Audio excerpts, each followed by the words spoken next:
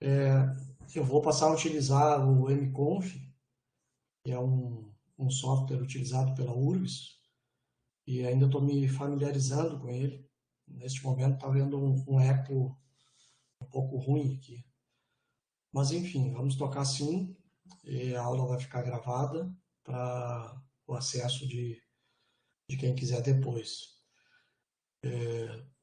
Pergunto se está tudo ok, se vocês me escutam e me veem.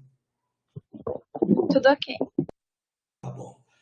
Bom, então aquele pedido, né, para quem puder e quiser ligar a câmera é sempre mais interessante. Hoje, então, nós ficamos de prosseguir com a discussão, com o programa, e conforme indicado e programado na aula passada, a gente vai hoje introduzir, ainda de forma muito sintética, porque durante o semestre a gente vai aprofundar melhor essa questão das chamadas instituições participativas no Brasil, né? Então, recuperando um pouco o que a gente viu até aqui, para poder situar esse tema, só um pouquinho, peço desculpas aqui, mas tem um eco muito ruim.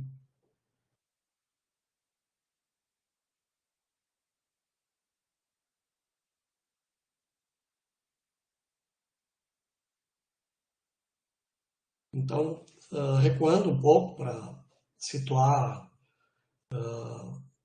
este tema das instituições participativas, nós vimos até agora que, no âmbito das chamadas teorias sobre a democracia, aquelas teorias que correspondem em grande medida à realidade empírica dos regimes democráticos é a vigência hegemônica da perspectiva elitista realista da democracia, melhor dizendo, né? Num certo mix, digamos, uma certa composição com aquela situação melhor descrita pela teoria pluralista da democracia.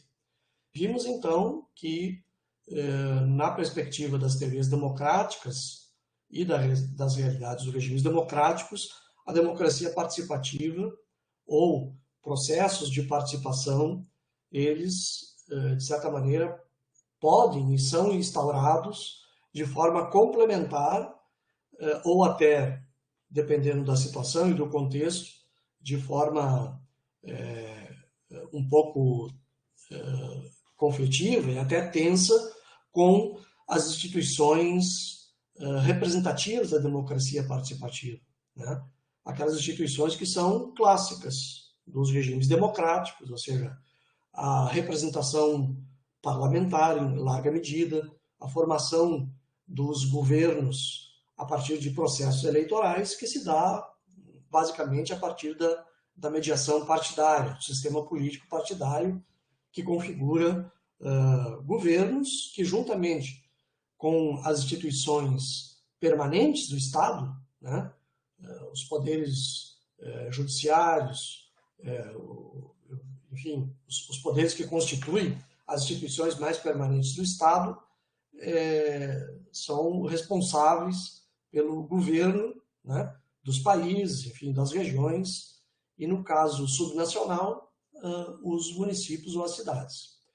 Então, no âmbito da democracia de participação, ou chamada participativa, né, de forma muito genérica, nós temos, como visto na aula passada, na semana passada, essa perspectiva trazida pelo Charles Tilly de avaliar os processos democráticos a partir da ideia de processos de democratização e processos de desdemocratização.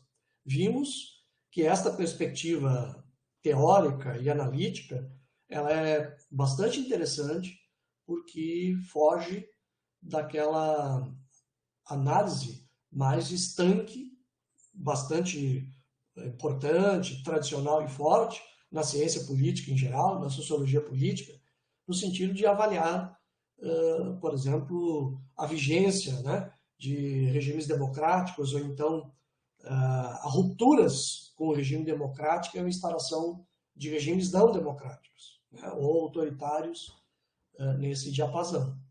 A perspectiva proposta pelo Charles Tilley de analisar a dinâmica, né, o processo, digamos, a ideia mais de procedimento, ela abre uma possibilidade muito interessante que, inclusive, vem sendo utilizada no momento contemporâneo para poder compreender e analisar melhor esses processos que estão surgindo no mundo, que, se por um lado não são uma novidade absoluta, por outro lado apresentam ou representam uma certa novidade na medida em que representam processos de não somente de ruptura com a democracia liberal, em largo sentido, mas também de recessão democrática, como tem sido chamado também esses processos de perda de parâmetros, de indicadores que caracterizariam os processos de democratização, né, ou de desdemocratização. Então, neste caso, é uma perspectiva que possibilita essa avaliação mais dinâmica, né, pegando o movimento que nos diz que os regimes políticos não estão parados para todo sempre. Eles têm uma dinâmica, dependendo da relação de forças na sociedade, de um conjunto de variáveis, de toda a ordem, política, econômica, societária, cultural, internacional, questão das relações mundiais, né? Ainda mais num processo cada vez maior de globalização.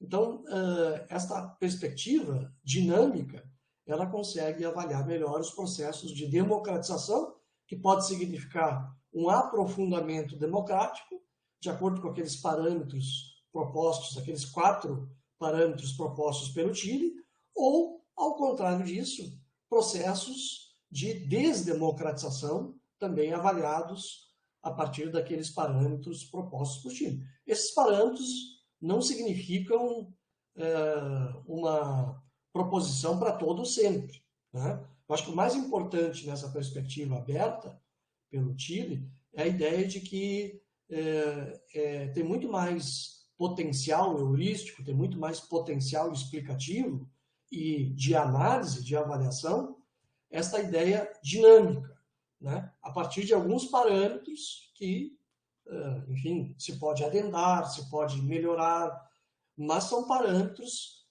bastante interessantes, porque eles representam um certo grau de abstração que permitem avaliar até que ponto, né, nós estamos percebendo um processo de desdemocratização ou até que ponto estamos percebendo um processo de perda democrática, de desdemocratização, podendo chegar, evidentemente, a rupturas e instauração de regimes autoritários, totalitários, nesse sentido.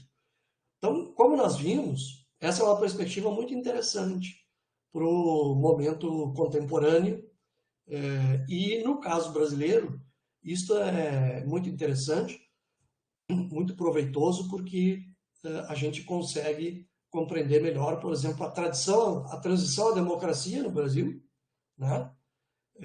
Que se deu a partir da na década de 80, e que teve como marco institucional a nova Constituição de 88, configurando, do ponto de vista institucional, um novo período de democratização da sociedade brasileira. Neste marco, é que nós podemos entender melhor o surgimento daquilo que, na especificidade brasileira, veio a se denominar como a criação de instituições participativas, né? Quer dizer, essa discussão anterior sobre teorias sobre a democracia e essa abordagem sobre a desdemocratização e a desdemocratização, ela permite compreender melhor este processo histórico no Brasil, de emergência, de surgimento, por várias razões, das chamadas instituições participativas. Ou seja, o Brasil, por mais paradoxal que seja, está oferecendo, né, de certa forma, algo interessante do ponto de vista teórico e também prático, real, a ideia de que o surgimento dessas instituições participativas é algo que pode, né, representar, significar que o Brasil, naquele momento e nessas últimas 3 décadas, apesar de todas as limitações, as grandes dificuldades, criou novas instituições a partir de uma inovação democrática, possibilitando mediação entre organizações do Estado, em especial o seu braço executivo, por meio dos governos municipais, estaduais e nacional, e a sociedade em geral, em especial as organizações, enfim, os setores da denominada sociedade civil, né? Então, este conceito de instituições participativas ele é central para os objetivos da disciplina, porque, como eu tenho dito e frisado desde o início, a presença dos movimentos sociais, dos atores coletivos, enfim, das formas múltiplas de participação social, de presença na esfera pública, de ações coletivas ou mesmo ações de cidadãos, elas são muito importantes. Movimentos sociais, na sua pluralidade, são fundamentais para a democratização das democracias. Entretanto, o objetivo nosso é avaliar esta dimensão mais institucional da participação, ou seja, é a participação cidadã por formas diversas, que nós veremos, a partir de espaços de mediação entre organizações do Estado, em especial os governos, e sociedade em geral, enfim, várias formas de fazer com que a sociedade em geral, a sociedade civil, enfim, atores coletivos, estabeleçam uma conexão a partir das suas demandas, a partir das suas questões, que são tematizadas e que podem, de alguma maneira, serem canalizadas para essas instituições participativas, né? Então, nós estamos sempre tratando dessa dupla dimensão. Por um lado, a ação coletiva, na sociedade civil em geral, e conectado a isso, a possibilidade, né, enfim, de instituir formas de influência, de participação nas decisões governamentais por meio das instituições participativas. Bom, então, este é o estado em que nós chegamos aqui, né? A ideia hoje de uma forma muito simples, tratar desta questão que na literatura das ciências sociais no Brasil se denomina de instituições participativas, né? Ou seja, como eu disse, apesar do nosso histórico autoritarismo, o Brasil, na década de 80, em especial naquele momento de transição à democracia e elaboração de uma nova Constituição, criou-se formas de oportunidade política para que inovações democráticas pudessem surgir, né? Apesar da existência de algumas dessas formas de participação da sociedade em geral, a gente vai perceber que uma grande maioria das denominadas instituições participativas, ou IPs, para simplificar, né? Enfim, dessa maneira, um acróstico, né? IPs, instituições participativas. Quer dizer, uma grande parte dessas novas IPs, elas surgiram neste novo contexto de complexificação, surgimento com muito mais ênfase de organizações da sociedade civil, de movimentos sociais, né, num contexto de país fortemente já urbanizado, né, um processo acelerado e intenso de urbanização do país, uma urbanização que se deu em moldes profundamente desiguais do acesso aos benefícios dessa urbanização, enfim, uma série de questões que constituem este novo momento e que fez com que surgissem inovações democráticas por meio dessas chamadas inovações, instituições, melhor dizendo, participativas, né? Então é sobre isso que a gente vai tratar e por isso foi indicada e solicitado a vocês a leitura do texto, este adotado aqui pela disciplina, que faz um balanço das instituições participativas enfim, claro que de lá para cá outras questões surgiram, mas de forma genérica e grosso modo o que está tratado ali ainda é bastante válido, né? Nesse sentido. Tá bom, pessoal? Este, digamos, é o centro que eu gostaria de tratar com vocês hoje. Quer dizer, muito importante, muito relevante esta questão inédita do ponto de vista da nossa história, da história do Brasil, e de certa forma isso significou também inovações democráticas que o Brasil passou a ser uma referência, né? Realmente algo muito, muito interessante, pelo fato de que o Brasil até então nunca tinha sido uma referência importante do ponto de vista de inovações democráticas, né? Até ao contrário. Mas, enfim, este é o aspecto central que eu gostaria de discutir com vocês hoje. Tá bom? Então, vou tentar aqui falar um pouco sobre isso, mas eu gostaria, depois disso, que vocês levantassem questões que são de interesse sobre este tema das instituições participativas, a partir do texto lido ou a partir, enfim, de questões que sejam pertinentes em forma de perguntas, né, ou em forma de colocações, enfim, de troca de ideias aqui entre nós sobre essas instituições participativas. Por quê? Porque, na sequência, né, além de ver outras questões relacionadas à participação cidadã nas instituições participativas, ou uma participação institucionalizada, né, nós vamos entrar em cada uma dessas instituições participativas, né, tentando discuti-las, claro que com limites, pelo tempo que nós temos, mas conhecendo basicamente uma bibliografia, uma literatura de pesquisa sobre cada uma das instituições participativas nos últimos 30 anos do Brasil, né? Isso é realmente muito, muito importante.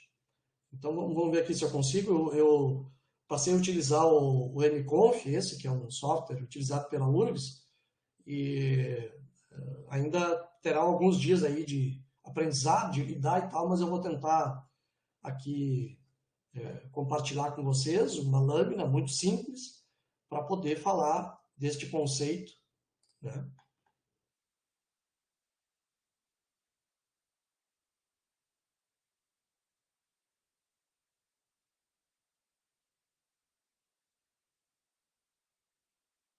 Vocês veem aí, está exibido na tela? Sim, instituições participativas? Isso. Um doc do Word. Uhum. Tá. Eu não tenho a mínima ideia de como está sendo exibido aí, mas enfim, vamos falar um pouco disso, né? Então, gente, como eu estava dizendo, quer dizer, as instituições denominadas participativas representam uma inovação democrática, né? Cujo conceito poderia ser definido da seguinte forma.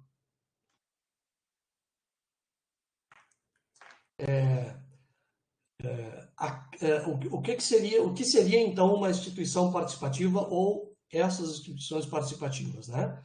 Seria a criação institucional que vai além de formas de participação cidadã direta, como o plebiscito, o referendo e os projetos de iniciativa popular, que são previstos constitucionalmente, né? Lembram? Lá sobre as questões teóricas da democracia, que eu falava sobre democracia representativa, democracia direta, né? Democracia participativa. Quer dizer, a ideia da democracia direta é a democracia cujas decisões se dão sem intermediários, né? Não há eleição de representantes. Por exemplo, o plebiscito, o referendo, né? Ou formas de projetos de iniciativa popular, eles são previstos na Constituição Brasileira, de 88. O Brasil já realizou, por exemplo, plebiscitos sobre o sistema de governo e a questão do Estatuto do Desarmamento, né? Que significou o quê? A consulta direta dos eleitores, né? Dos eleitores, dos cidadãos brasileiros que têm direitos políticos, que deveriam e devem decidir sobre aquela questão, tratando-se, portanto, de uma decisão direta, né? Então, a criação institucional das instituições participativas, ela vai além dessas formas de participação direta, que são o plebiscito, o referendo e os projetos de iniciativa popular, tá? Onde se articulam modalidades contínuas, importante, pessoal, contínuas, ou seja, que não são extraordinárias, ou seja, ad hoc, a um momento específico e pronto. Só aquele momento e são encerradas as formas de participação. Não é isso. São modalidades contínuas, não extraordinárias, ou seja, exige uma certa continuidade, uma permanência, por isso institucional, né, que possibilita a incidência social sobre o poder público e seu aparato administrativo, que significa fundamentalmente os governos, incluindo-se aí o sistema próprio do sistema político, né? Então, uma instituição participativa, ela significa uma criação institucional que vai além daquelas formas de participação direta previstas na Constituição e que se traduzem como algo contínuo, né?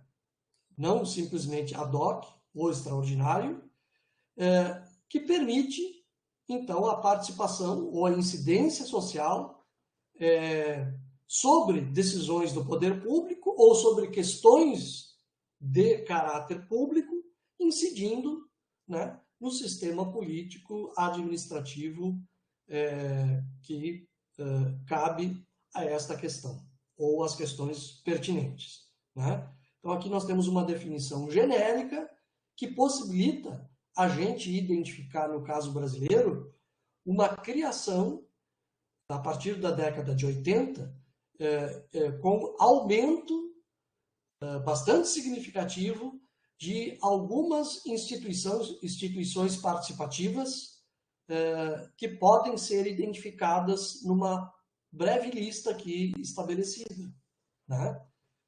Por exemplo, os orçamentos participativos, né?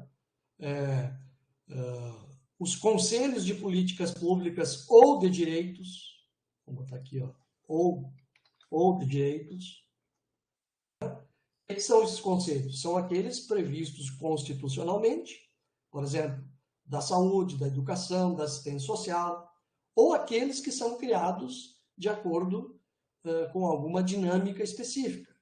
Por exemplo, de direitos, né? Das crianças e adolescentes, que são previstos também a partir da aprovação do Estatuto da Criança e do Adolescente, né? Ou então relativo a questões de gênero, da juventude, dos idosos, a partir do Estatuto do Idoso, né? A questão de gênero, comunidade LGBTQ+, né? Ou seja, ou de políticas públicas ou de direitos que são ou estabelecidos de forma legal ou são criados na dinâmica de interação governos e sociedade em geral, né? E podem ser como são nos 3 níveis da federação: União, Estados e municípios. Pode ser também as conferências de políticas públicas, né?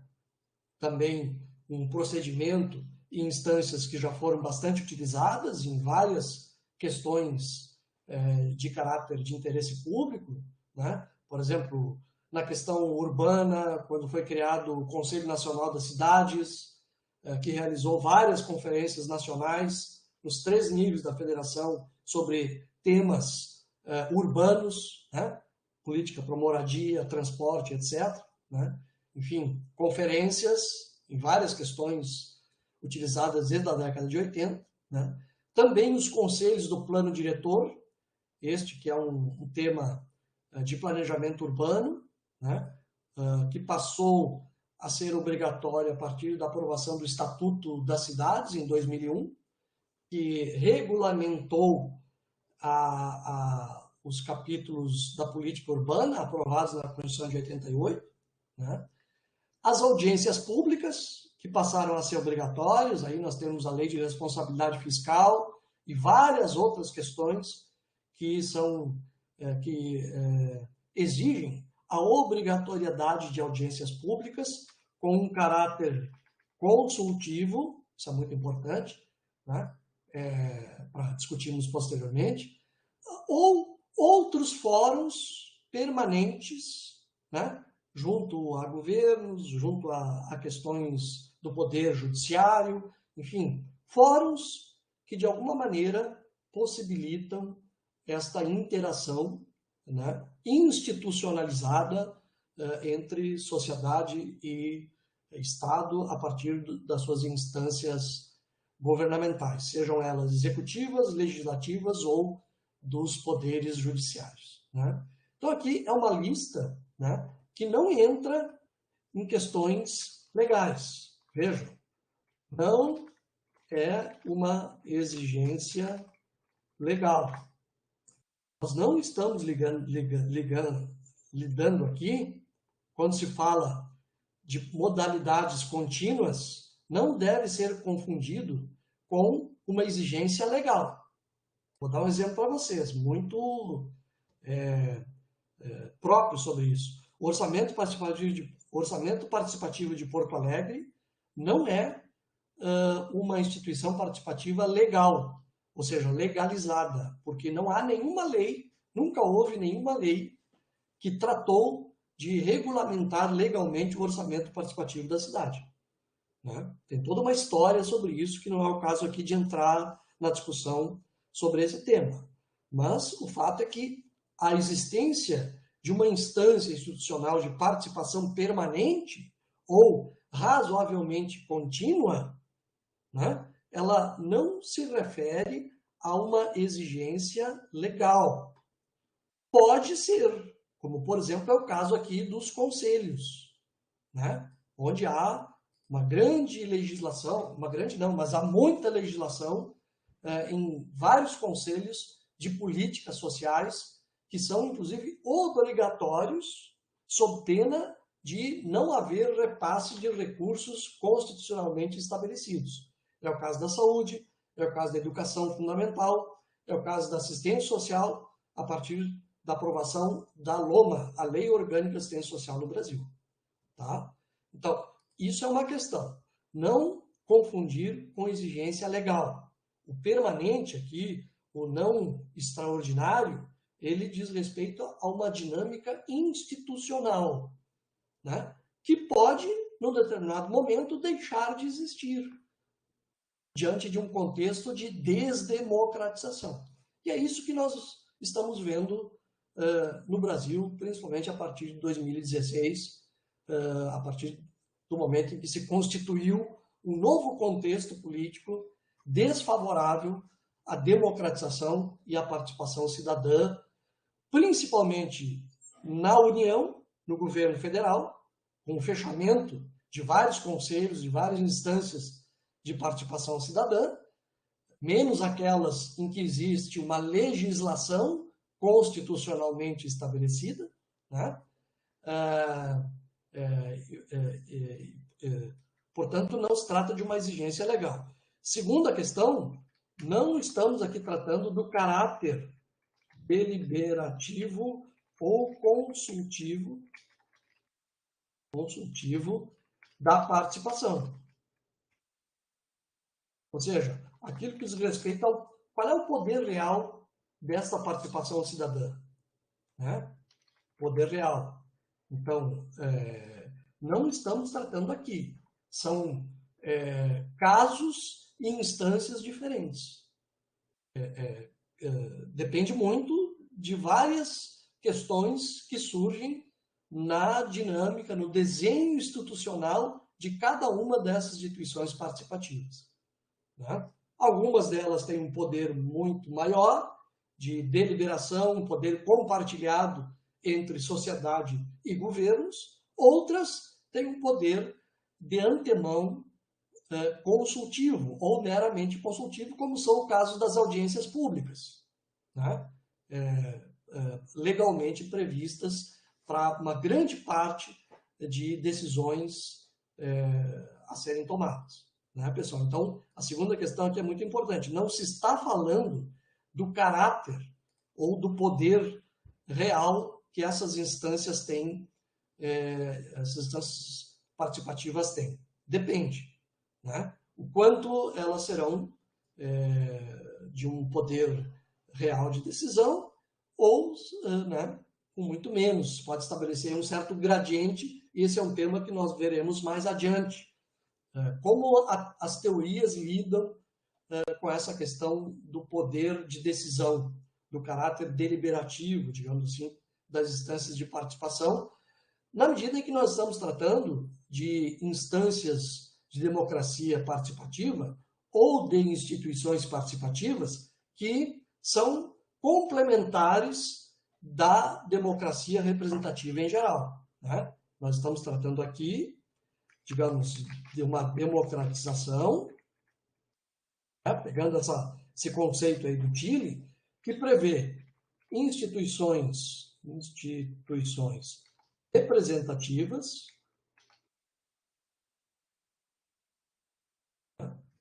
mais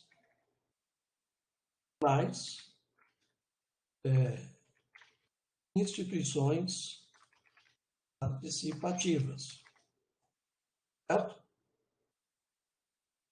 Então, as instituições representativas são as clássicas da democracia liberal. Né? O sistema político partidário escolhe os representantes, tanto nos parlamentos, como nos que vão formar os governos, os poderes administrativos, né? Nas três instâncias da Federação Brasileira. O que nós estamos tratando aqui é que, além das instituições clássicas da democracia representativa, nós estamos falando de instituições participativas, né? Como processo de democratização, processo de aprofundamento democrático. E, no caso brasileiro, não é só o Brasil, mas o Brasil foi muito pródigo nesse sentido, né? Foi inovações democráticas e agora cada vez mais estão em jogo. Tá? Então é isso que nós estamos tratando. Ou seja, esta definição, pessoal, do que é uma instituição participativa, né, vejam que ela remete a uma criação institucional que, juntamente ou paralelamente às instituições clássicas da representação política, significa a criação de outras instituições. Ou seja, perceba como nós estamos tratando aqui de um processo de ampliação da institucionalidade da democracia.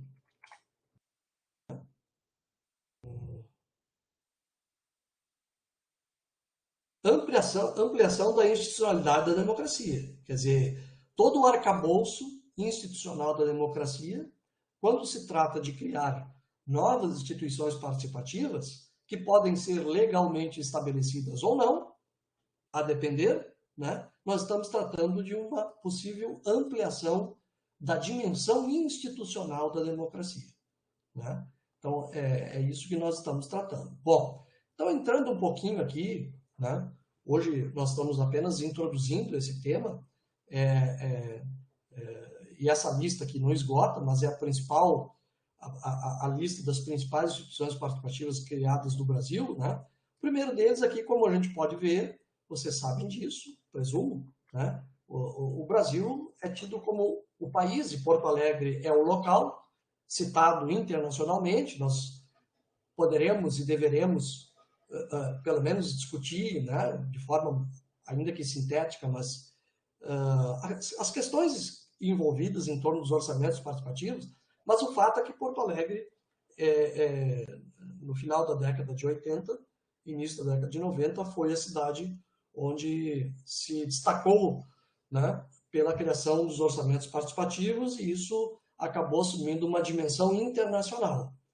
A partir de 1996, quando o terceiro encontro Habitat da ONU, que é o encontro que lida com as questões urbanas, né, escolheu e premiou Porto Alegre como uma das melhores experiências de participação cidadã nas questões urbanas. E a partir daí houve uma ampliação da criação dos orçamentos participativos no Brasil, na América Latina e hoje no mundo, praticamente presente em todos os continentes, incluindo-se Europa, América do Norte, África e Ásia. Nós teremos oportunidade de tratar isso, inclusive trazendo o Atlas Mundial dos Orçamentos Participativos. Tem várias questões sobre a democracia participativa que são muito interessantes, muito significativas para tratar sobre os orçamentos participativos. Tá? Bom, os conselhos de políticas públicas, né, ou conselhos de direitos, como eu falei. Então, aqui, no Brasil, já tinha desde a década de 30, lá do Getúlio, a criação de alguns conselhos de políticas setoriais, né? Mas eram conselhos que reuniam, basicamente, os secretários de uma determinada área, né? Por exemplo, de saúde, né? Não eram conselhos para promover e possibilitar a participação cidadã nas políticas públicas setoriais. Então, apesar de já existir, antes da democratização no Brasil, antes da Constituição de 88, algumas experiências e alguns casos de conselhos de políticas públicas, né? Este foi o marco que, a partir daí, com a nova Constituição e com a nova situação política do Brasil, multipartidarismo, crescimento da sociedade civil, várias formas de movimentos sociais organizados, quer dizer, associativismos, né? Tudo isso ensejou a criação de conselhos de políticas públicas e, posteriormente, conselhos de direitos. Eles são um pouco separados, mas, na verdade, são conselhos junto aos poderes administrativos, né? Municipais, estaduais e nacionais. Então, aí, nas principais políticas sociais, há esses conselhos, e esses conselhos são obrigatórios nas instâncias da federação, inclusive porque a eles estão vinculados o próprio repasse de recursos da União e dos estados para os municípios, né? No Brasil, um papel muito relevante tem desempenhado o Conselho Nacional de Saúde, pelo histórico de lutas e seu vínculo com muitas organizações da sociedade civil, incluindo de categorias profissionais, que lutaram historicamente pela criação do Sistema Único de Saúde e pela continuidade, né, das políticas públicas na área da saúde no Brasil. Mas também em outros setores a gente vai ter a oportunidade de ver um pouco melhor isso. Há toda uma grande literatura de pesquisa sobre os conselhos de políticas públicas e de direitos, como instâncias de mediação institucional e de tentativa de estabelecer processos de compartilhamento de decisão em políticas públicas, né? Quando eu falo compartilhamento, é entre os representantes governamentais e aqueles setores da sociedade civil que participam desses processos, né? Bom, também cresceu muito as conferências de políticas públicas, que são essas formas institucionais de, a cada período, estabelecer processos de organização temática de conferências vinculadas ou não a conselhos de políticas públicas. Depende, cada setor tem uma história, tem uma configuração, tem um desenho institucional, né? Por exemplo, na área urbana, o Conselho Nacional das Cidades, que existia, ele foi descontinuado, foi fechado pelo governo Bolsonaro, né? Ele estava vinculado às conferências nacionais das cidades, né? Que se realizavam nos municípios, nos estados, e depois uma conferência nacional em Brasília, assim como de outras políticas públicas. Também, né, a gente pode citar, embora esteja no âmbito aqui dos conselhos de políticas públicas, mas os conselhos dos planos diretores, que diz respeito ao tema do planejamento urbano, né? O Estatuto da Cidade, aprovado em 2001, que significou a regulamentação do capítulo sobre a política urbana da Constituição Federal de 88, especificamente os artigos 182 e 183, que trataram da função social da propriedade e da função social das cidades. Esse Estatuto das Cidades, que regulamentou esses capítulos, a Constituição 13 anos depois, ele prevê a obrigatoriedade da existência de um plano diretor urbano e ambiental, né, para cidades com mais de 20 mil habitantes, sendo que essas cidades devem elaborar de forma participativa os planos diretores urbanos, né? Claro que esta participação ela depende muito dos contextos locais, né? Mas, enfim, esses conselhos, que estão em grande parte presentes nas cidades brasileiras com mais de 20 mil habitantes, eles são obrigatórios como forma de participação da sociedade no sistema de planejamento local, né? Como eu disse, audiências públicas, que também passaram a ser obrigatórias pela Lei de Responsabilidade Fiscal e por várias outras legislações, né? É um sistema que também, né, está previsto em várias questões de políticas públicas, mas elas têm um caráter, digamos, a prioristicamente consultivo, né? Isso é uma questão importante para discutirmos também depois. Enfim, pessoal, nós poderíamos falar de outros fóruns, né?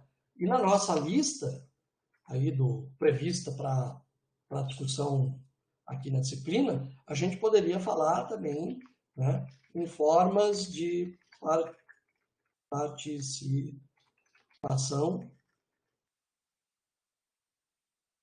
digital, né? Aí tem um grande campo no mundo hoje aberto pelas TICs, as novas tecnologias de informação e comunicação, né? Mas aqui a gente precisa se atentar um pouco para esse caráter mais permanente, né? Existem muitas experiências, muitos casos já bastante interessantes. O Brasil não é um país de ponta nesse sentido, até porque existe uma grande defasagem, né, de acesso a essas tecnologias, a internet, mas o fato é que cada vez cresce mais o uso das tecnologias virtuais ou do modo virtual como forma de participação em decisões ou também na discussão sobre questões que diz respeito à relação entre governo e sociedade em geral, né? Bom, então, pessoal, essas instituições participativas, né, elas são específicas, elas têm a sua configuração institucional dependendo ou de legislação ou de como se dá a história da criação dessas instituições, remetendo a outras questões que nós deveremos discutir de agora em diante e também para frente, né? O fato é que nos últimos 30 anos, o Brasil, nas últimas 3 décadas, o Brasil tem tido uma experiência bastante relevante de certa forma, não constituindo mais só como experiência, e constituindo já casos que foram estudados por várias disciplinas das ciências sociais e humanas, né? E é importante que a gente tenha em conta, pelo menos, uma boa parte dessa literatura e dos resultados da pesquisa social sobre essas instâncias de participação cidadã, de participação, instâncias institucionais de participação, né? De forma muito sintética e geral, né?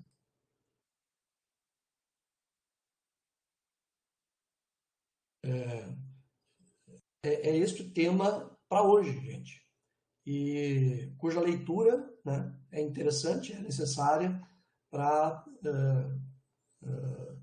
dar esta dimensão do que se quer dizer com instituições participativas. Então, eu gostaria de perguntar para vocês e trocar ideias aqui o seguinte. Primeiro, ficou claro por que nós estamos tratando de instituições participativas?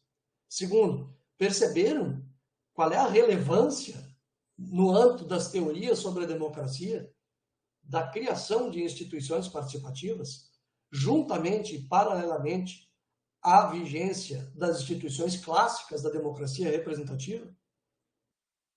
Isso é fundamental, gente. Outro ponto. Ficou clara essa ideia de que não se trata de toda e qualquer forma de participação?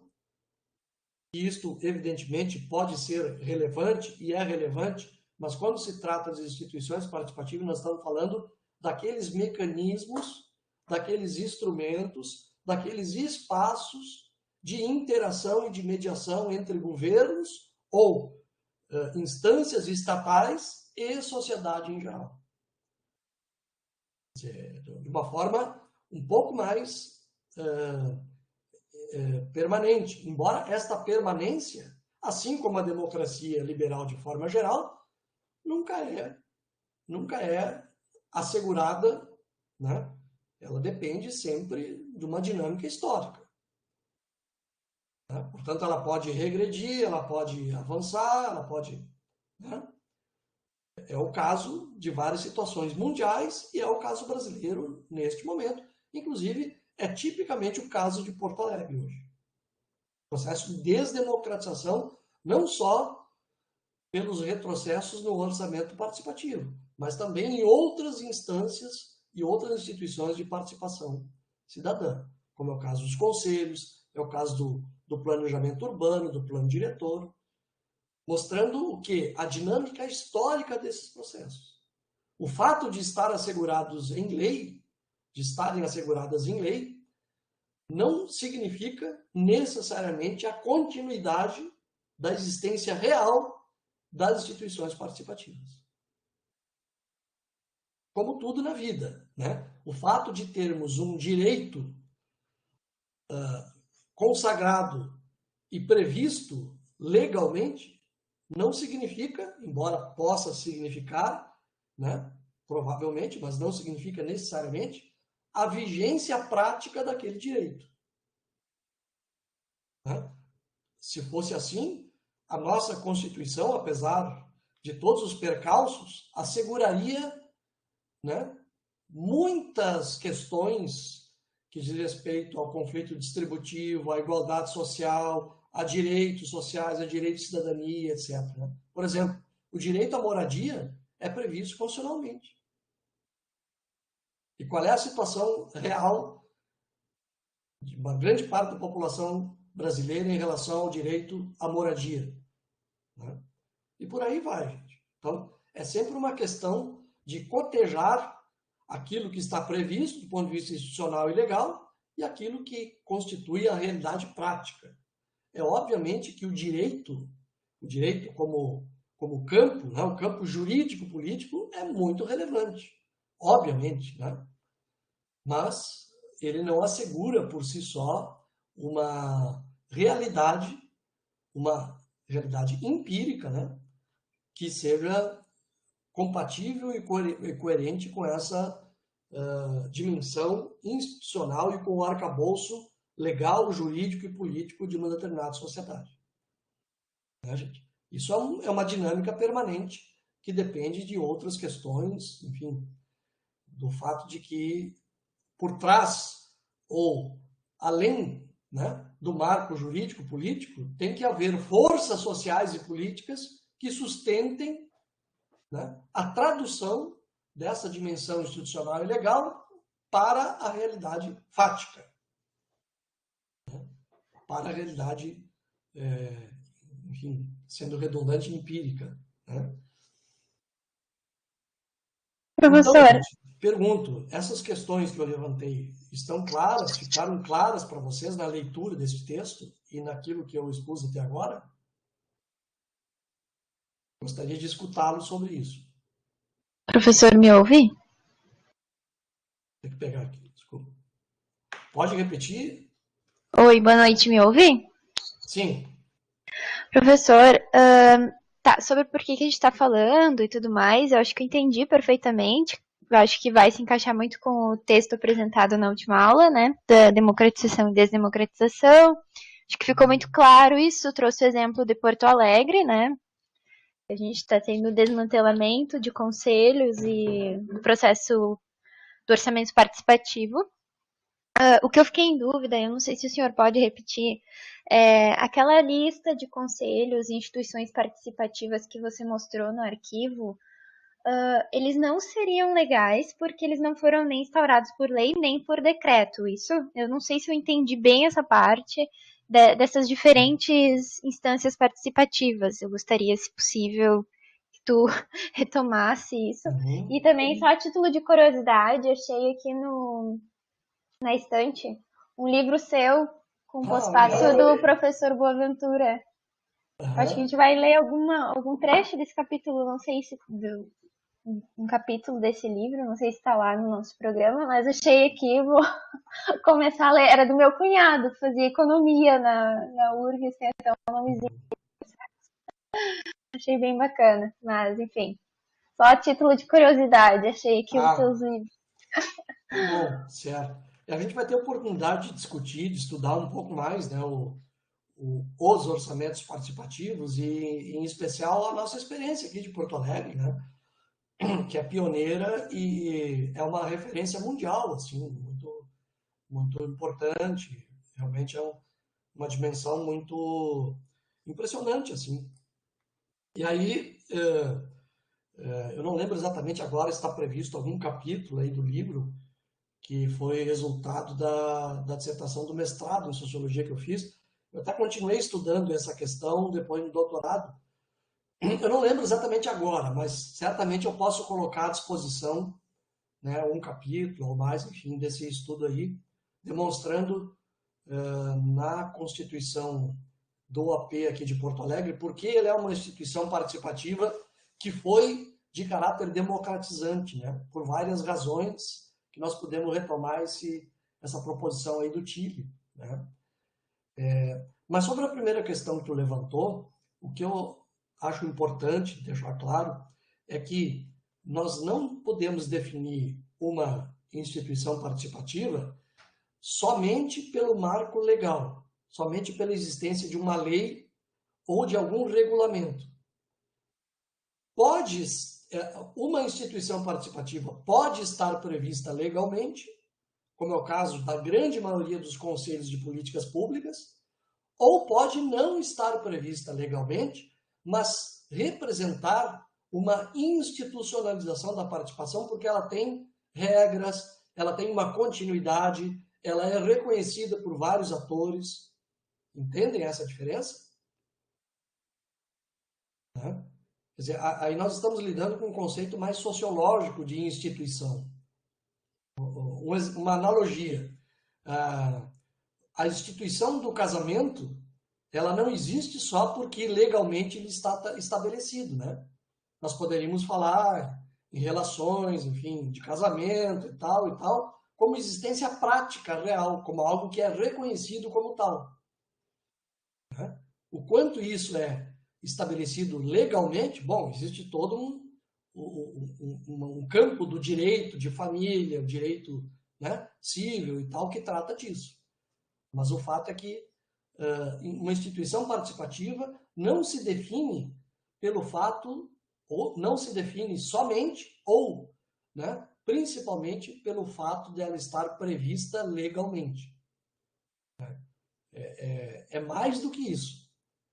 Então, pode estar prevista legalmente, como pode não estar prevista legalmente, como eu dei o exemplo do orçamento participativo em Porto Alegre. Né? Então, espero que tenha ficado claro isso, Camila. Quer dizer, não é uma IP não se define pela previsão legal.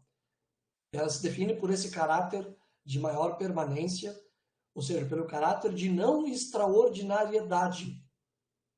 Né? Digamos o seguinte, que um determinado governo resolva fazer um processo de discussão, de consulta e tal, sobre um determinado tema.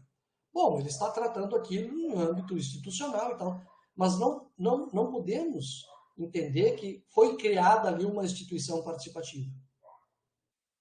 É essa a questão. Se isso perdurar no tempo, se for uma prática reconhecida e etc., bom, né, é essa a questão fundamental. Né? Por isso que conselhos, né, por exemplo, por que foi possível que o governo do atual presidente da República fechasse o Conselho das Cidades, o Conselho Nacional das Cidades? Né? Porque não se tratava ainda de um conselho previsto legalmente, e sim por meio só de um me faltou a palavra agora. De uma previsão de uma previsão administrativa, né? Enfim, é o poder, me faltou a palavra agora, mas é o poder que um determinado governo tem de fazer, agora veio a palavra, decreto, por meio de um decreto governamental. Um decreto pode ser revogado, uma legislação requer uma nova apreciação do Congresso. Então, por exemplo, o Conselho Nacional do Meio Ambiente, que sofreu um forte ataque por este governo federal, por razões bastante óbvias, né, de uma política antiambiental, houve toda uma tentativa de reformulação do Conselho Nacional do Meio Ambiente, resultando numa decisão do Supremo Tribunal Federal que entendeu a ilegalidade de uma grande parte dessa reformulação. Mas não foi possível simplesmente fechar o Conselho Nacional do Meio Ambiente porque ele é previsto legalmente. Então, naquelas situações nacionais onde os espaços de participação foram resultado de um decreto governamental que não passaram pelo Congresso, aí assim se percebeu uma possibilidade maior de desdemocratizar essas instâncias. Né? Ou melhor, de suprimir, de fechar, enfim, né? E constituir um processo de recessão, enfim, de diminuição da participação nesse sentido. Professor, eu não sei se tu consegue ver, mas tem uma questão do Villaneve ali no chat. Vamos ver aqui.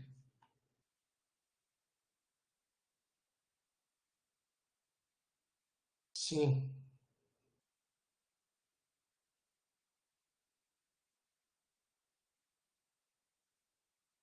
Não, o Villeneuve está levantando exatamente essa questão aqui. Né? Só é reconhecido como IP as que são previstas por leis? Não, exatamente isso. O critério de uma IP não se dá só pela existência de uma lei prevendo isso. Não se resume à instância legal. Por exemplo, O orçamento participativo ele teve que ser reconhecido em Porto Alegre como algo que significa uma nova forma de participação institucional nas decisões sobre o orçamento. Mas esse reconhecimento veio da legitimidade prática na sociedade, nas comunidades, dos vários bairros em Porto Alegre, deste mecanismo chamado orçamento participativo. Então, a dimensão legal não atribui por si só o conceito de IP.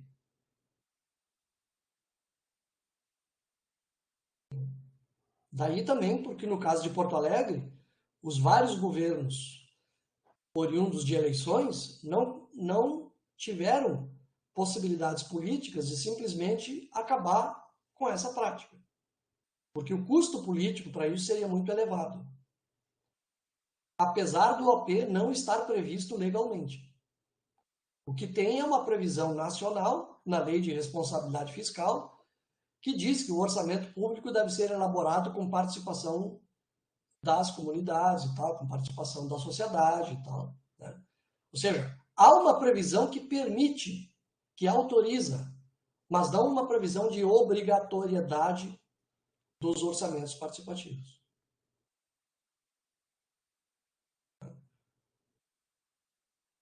Ficou claro, Villeneuve?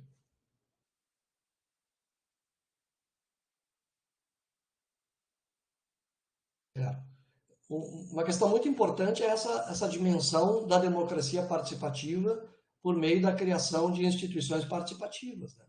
O que não significa que as democracias participativas possam se utilizar de outras formas de participação direta, né?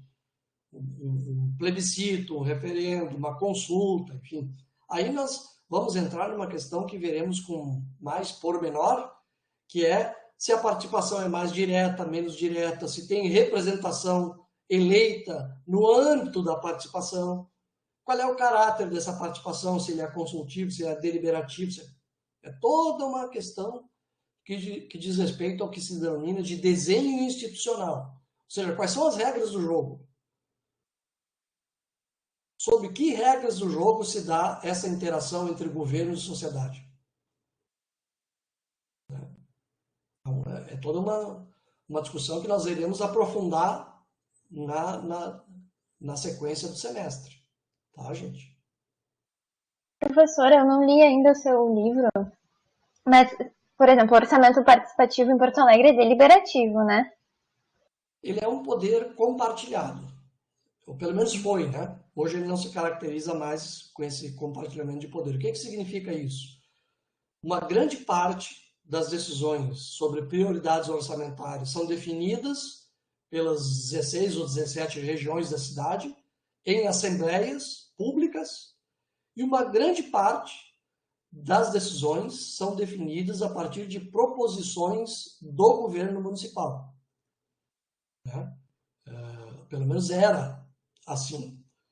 Isso significa o quê? Que no caso de Porto Alegre, cada caso de OP, de orçamento participativo, é um, né? Mas no caso de Porto Alegre, o percentual do orçamento a ser definido pelas comunidades não era previamente estabelecido. Em alguns casos, isso até foi estabelecido de forma prévia.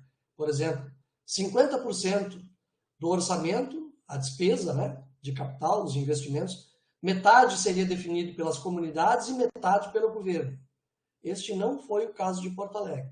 Porto Alegre optou por um modelo mais aberto, né, onde uma grande parte das chamadas demandas comunitárias eram aceitas de acordo com a realidade orçamentária, né, mediante análise técnica e análise da possibilidade de viabilidade orçamentária, mediante critérios, né, critérios de carência, uma série de outros critérios que a gente vai poder ver. E uma outra parte do orçamento, as chamadas demandas institucionais, eram projetos propostos pelo governo. Por exemplo, projetos que dizem respeito a toda a cidade. Por exemplo, a reforma do mercado público, né? O projeto de reformulação da área central, a terceira perimetral, uma estação de tratamento de esgoto que vai servir a várias cidades. Quer dizer, aí o governo apresentava quais os grandes projetos institucionais a serem discutidos no Conselho do Orçamento Participativo. Então, ele é deliberativo neste sentido. Ele nunca foi deliberativo 100% do orçamento. Isso foi uma fantasia que serviu muito para mitificar, criar uma certa mitologia em torno do orçamento participativo. Uma questão mais de discurso, né? Serviu muito a retórica e tal, mas cientificamente, né, a realidade é essa.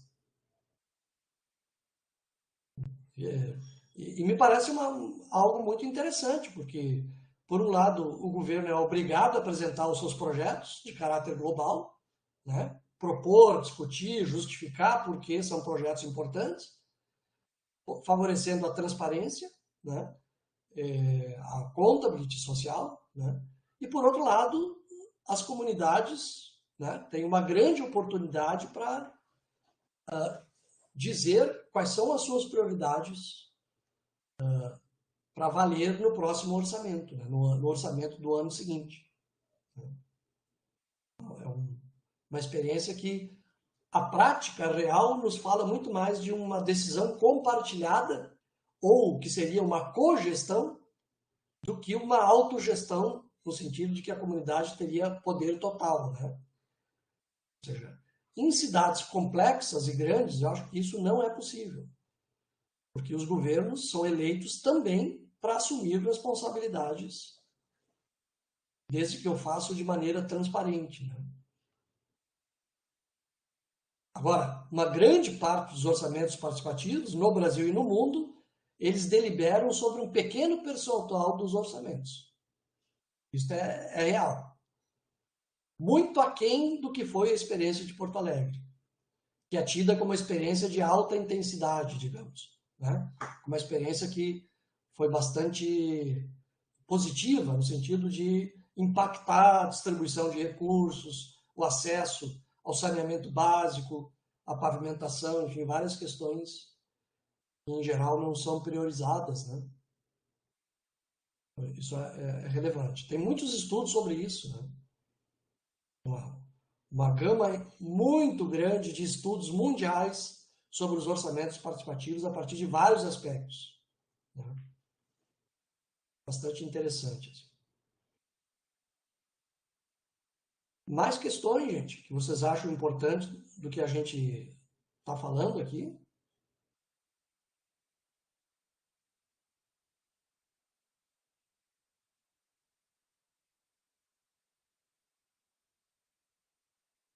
Tá bom. Então, muito importante esse tema que a gente tratou, está tratando. E eu queria ver aqui, pessoal, só um pouquinho, na lista aqui de seminários. Eu vou enviar para vocês ainda a lista dos seminários, para que a gente confirme a apresentação nos próximos encontros, assim como a Camila Cabreira fez na semana passada, tá? Se eu não me engano, semana passada, né? E na próxima semana que vem, o Adailson aqui confirmou, né, a apresentação deste texto muito importante, que eu vou botar aqui, tá?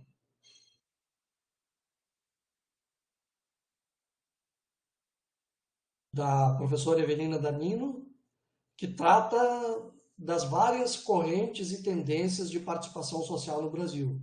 É muito atual isso, apesar da data do texto. É muito atual. Ele se tornou mais atual ainda, tá? Então, eu tenho aqui, né, aqui para mim, que o Adailson ficou de fazer essa apresentação, tá? Mas, como nós combinamos, a leitura desses textos selecionados por todos da disciplina, tá? É o texto que está sendo indicado aqui. O que eu gostaria já de ver, para não deixar pendente, é o texto 5, que ainda não está em confirmação aqui. Tá? Eu queria ver aqui, conforme a lista de presença. Aqui.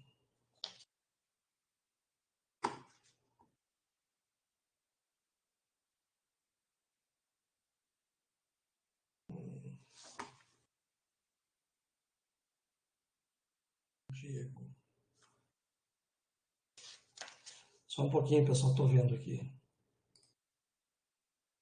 Ivandro. Vendo a ordem alfabética aqui,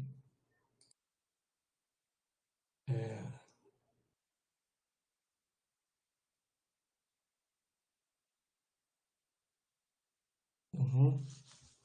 Tá bom, Meli, eu vi agora aqui a tua mensagem, tá? Ok.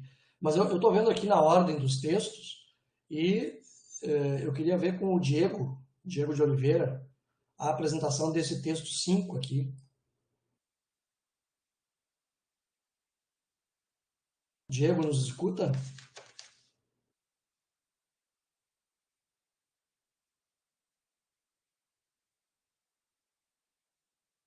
Sim, o Villeneuve está perguntando aqui, sim, conforme a gente combinou e consta do programa, aqueles que farão a apresentação aqui de PowerPoint não precisam fazer a ficha de leitura. A ficha de leitura é só para aqueles que não foram selecionados aqui pela ordem alfabética para a apresentação dos PowerPoints, tá? Ou o PowerPoint ou a ficha de leitura será a avaliação para o conceito final. Tá? Então, eu queria perguntar ao Diego, se nos escuta aí, a confirmação da apresentação do texto 5.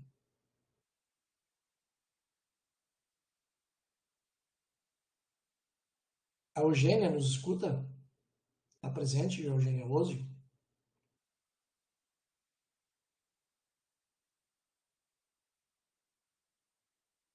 Bom, Eugênia, eu te proporia fazer a apresentação desse texto 5. Eu estou pegando pela ordem alfabética aqui, tá?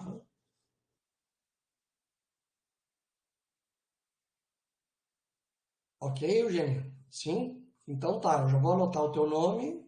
Acho que tu viu ali a apresentação, né? Não, não é na próxima aula, Eugênia. É no dia... É no dia 2 de março. Tá? Na outra. Ok?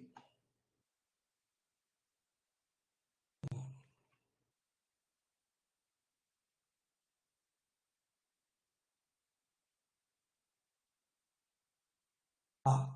Então, combinado, Eugênia? Não na próxima aula, na outra, seria a apresentação em PowerPoint desse outro texto, e aí nós vamos adiante. Tá? Ok, pessoal? Então, peço a leitura do texto 4, esse que eu falei, que eu coloquei aí. Fala sobre a confluência perversa, deslocamento de sentido, crise discursiva, ou seja, é uma discussão importante, porque nem toda participação tem o mesmo sentido. Eu vou sempre remeter à questão das teorias sobre a democracia, gente. Isso é necessário para a formação acadêmica de vocês. Tá? Então, por favor, todos leiam isso. E na próxima aula, então, tenho aqui confirmado já o Adailson, que já tinha confirmado. Tá? Ele fará uma apresentação em PowerPoint. E depois, o último texto, na outra aula do Romão, sobre a questão essa também, que levanta temas super necessários e relevantes a partir da reforma administrativa que o Brasil viveu na década de 90, tá? Que instituiu o marco, a questão das organizações do terceiro setor e etc. Pois não, Camila? Professor, posso só uma última questão sobre o texto? Não sei se dá Claro, tempo, já está claro. encerrando, mas se não der para responder, a gente deixa para outra aula. No texto, ele fala que a maioria dos conselhos que foram criados no período do presidente Lula, eles eram mais consultivos. E aí ele dá uma justificativa devido à complexidade dos temas que estavam sendo expostos, né? Tipo, direitos LGBTQIA+, direito da mulher, enfim, temas que ainda não tinham sido propostos, não tinham sido colocados em pauta.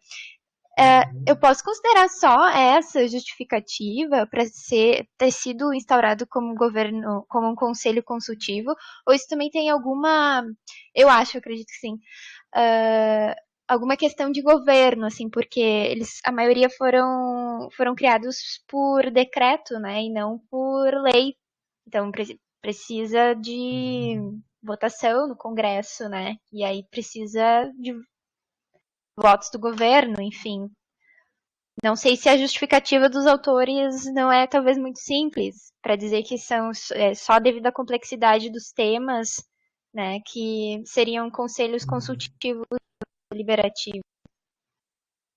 Tu tem razão, eu concordo contigo. Acho que não é só uma questão de complexidade, né? É uma questão de pauta política, né? De questões que foram passíveis de transitar da sociedade civil para esse âmbito governamental, entendendo-se que seria interessante e bom criar uma instância não só governamental, mas também de participação para tratar desses temas, né? Eu acho que é muito mais de acordo com o contexto político, como marco, né, como um quadro mais geral, um pano de fundo, do que uma questão de complexidade, porque N questões de complexidade não significaram criação de conselhos, por exemplo, a questão econômica. Né? O próprio estudo do IPEA vai dizer que, olha, nas questões de infraestrutura e na política econômica, a participação no Brasil nesse período foi quase nula, se não muito pequena. Né? Claro, teve lá o conselhão e tal, lá na primeira gestão e tal, né? Mas, enfim, concordo contigo. Acho que é uma simplificação dizer que isso foi criado, que esses conselhos mais ligados a pautas identitárias, né? Foram criados só por essa razão. Foi muito mais uma questão de pautas e de tramitação dessas questões, né? Que encontraram uma oportunidade de se fazer valer nesse sentido. Assim como a Secretaria da Igualdade Racial, né? O debate público sobre essa questão em nível federal que ocorreu e tal, né? E que hoje foram fechadas, banidas, né? Acabou essa possibilidade de discussão dessas pautas na instância federal do governo brasileiro. Né?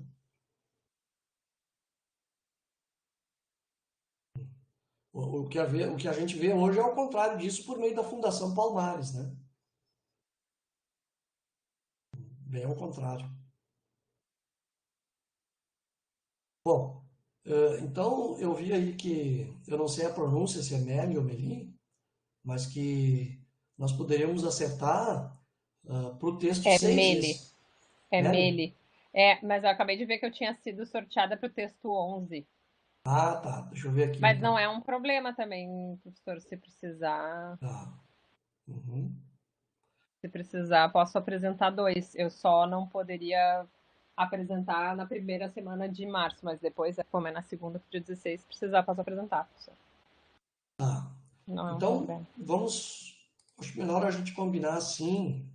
Meli, né? Isso. Tá. A gente combinar assim. Porque a gente tem um tempo. Eu vou ver agora, antes do final de semana, eu vou tentar a confirmação do nome que está ali. Se não Uhum. houver a confirmação, aí eu vou entrar em contato contigo por meio do Moodle para já Tá, combinar esse texto 6, tá? tá. Pode Mas, ser, professor. mas não será na primeira semana de março, será na segunda daí. Sim, é no dia 16, aí eu Isso, consigo isso. com certeza. Tá. Tá bom, combinado. Ok, gente? Mais questões para hoje? Ficamos por aqui, então. Eu vou encerrar a gravação e assim que for baixado o vídeo, colocar à disposição ali no Moodle e mais uma vez lembrar da leitura do próximo texto para a próxima aula da semana que vem. bom? Ok. Deixa eu ver aqui, como é que está aqui. Sim, é isso mesmo.